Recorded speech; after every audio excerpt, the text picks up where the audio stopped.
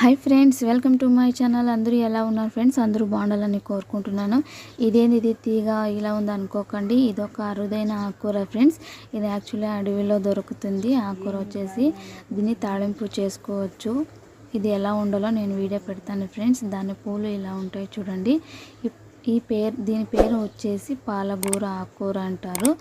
ఇది హెల్త్కి చాలా మంచిది ఫ్రెండ్స్. రోగాలు రాకుండా ఇది ఆపుతుంది అన్నమాట, ప్రివెంట్ చేస్తుంది.